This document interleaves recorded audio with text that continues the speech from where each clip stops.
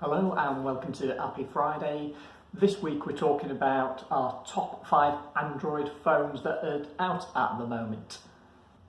These range in price from £130 all the way up to £900, so there's a good spread depending on your budget. First up is the Huawei Mate 20 Pro.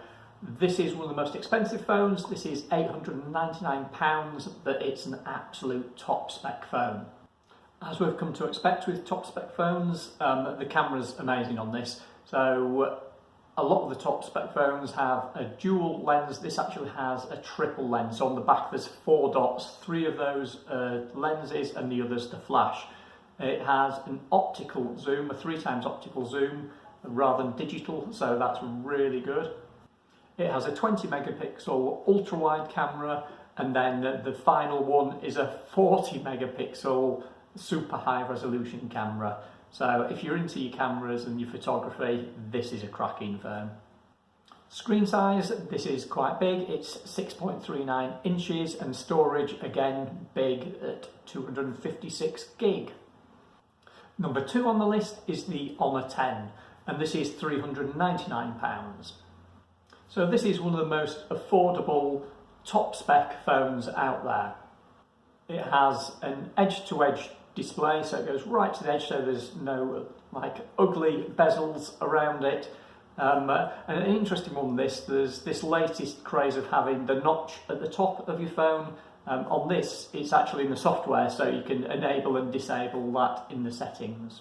So spec-wise, as I said, really good spec. It actually has the same processor inside it as the Huawei P20 Pro, which is again another really good phone.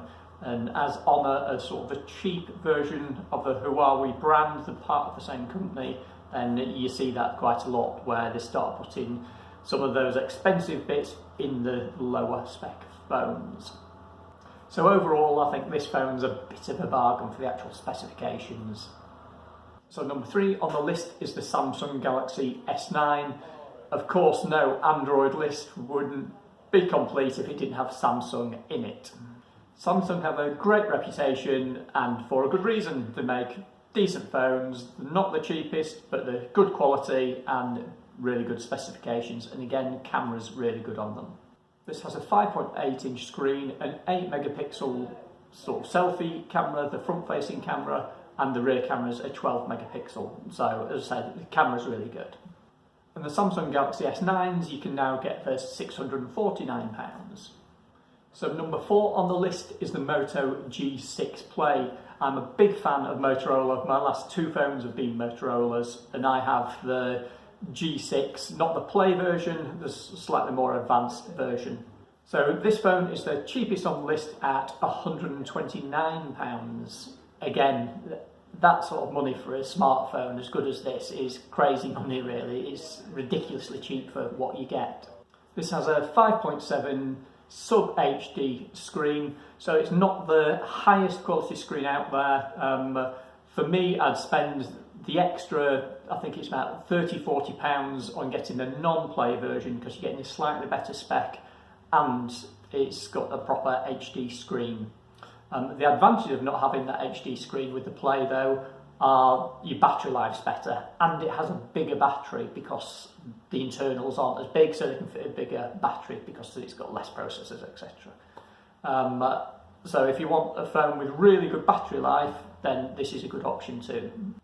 So the final Android phone on this list is from Google. It's the Google Pixel 3 XL. Price-wise, this is £869. So again, it's at that sort of high-end top limit. As you would expect, spec-wise, it's excellent. The screen is excellent. The camera's excellent. It's just an all-round fantastic phone, really.